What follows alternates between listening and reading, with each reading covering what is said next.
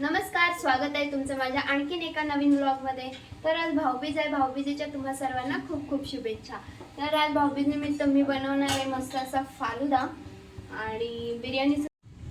तर मी अशी छानपैकी रेडी सुद्धा झाली आहे। मी तुम्हाला माझा फुल लुक पण दाखवते आणि मी कशी दिसते ते तुम्ही नक्की कमेंट करून सांगा।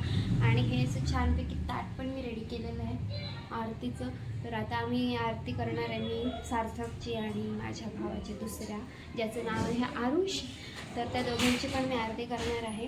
व्हिडिओ शेवटपर्यंत नक्की बघा। आम्ही सगळे असे छानपैकी तयार झालो होतो भाऊबीज सेलिब्रेशनसाठी।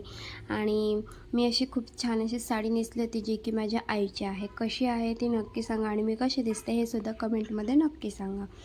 तर खूप जास्त घाई गडबड होती, कारण की सगळे पाहुणे येत जात होते आणि आम्हालासुद्धा सेलिब्रेशननंतर बाहेर जायचं होतं। मग फटाफट आम्ही सगळं आवरलं आणि तरीसुद्धा खूप छान सेलिब्रेशन केलं आम्ही। सगळा पसारा मागे दिसतोय तुम्हाला।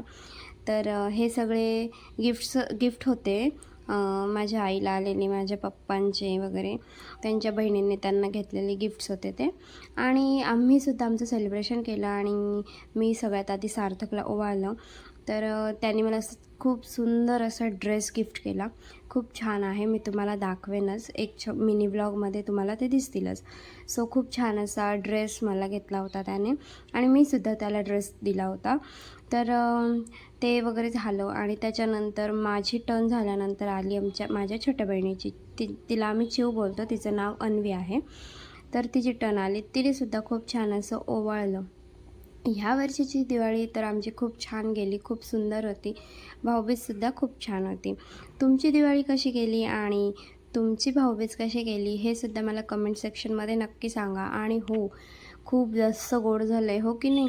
हो, तर दिवाळीत तर गोड म्हणजे काय खूपच असतं। तर आम्हीसुद्धा खूप जास्त फराळ वगैरे केला होता आणि सगळंच होतं त्याच्यामध्ये, चकली, करंजी, शंकरपाळे, लाडू, बेसन लाडू, रवा लाडू, त्याच्यानंतर चिवडा, नानकटाई, अनारसे, सगळं काही असं बनवलेलं होतं आम्ही सगळ्यांनी। तर खूप छान असा फराळसुद्धा झाला होता। तुम्हीसुद्धा फराळ केला ना? केलाच असणार। तर तुम्ही कमेंटमध्ये नक्की सांगा, मी वाट बघेन तुमच्या कमेंट्सची। आणि चॅनलला सबस्क्राईब करायला विसरू नका। आणि हो, माझे व्हिडिओज तुम्हाला कसे वाटतात हे कमेंट सेक्शनमध्ये सांगा, म्हणजे मी अजून एनर्जीने तुम्हाला नवीन नवीन व्हिडिओ करून दाखवू शकेन। मी वाट बघते तुमच्या कमेंट्सची आणि प्लीज माझ्या चॅनलला सबस्क्राईब करा। सबस्क्राईब करायला विसरू नका, मी खूप वाट बघते सगळ्यांची। मला सपोर्ट करा, म्हणजे थोडासा लवकर मी व्हिडिओ अजून नवीन बनवेन आणि तुम्हाला नवीन व्हिडिओसुद्धा पाहायला मिळतील। चॅनलला सबस्क्राईब करा। तर अशी आम्ही दोघींनी सार्थकला तर ओवाळलं आणि त्याच्यानंतर टर्न होती ती आरुषची, म्हणजे माझ्या काकांच्या मुलाची, माझा छोटा भाऊ। तर त्याची टर्न होती। तर तिचं असं म्हणणं होतं, म्हणजे अन्वीचं असं म्हणणं होतं की मला पहिले ओवाळायचं आहे। तर तिने ओवाळलं पहिले सुरुवातीला आणि खूप छान असं सेलिब्रेशनसुद्धा झालं। आम्हाला त्याच्यानंतर जायचं होतं आत्याकडे। तिच्याकडे होतं, काल गुरुवार असल्यामुळे उद्या पण होतं स्वामी समर्थांचं, तर तिकडे आम्हाला जायचं होतं।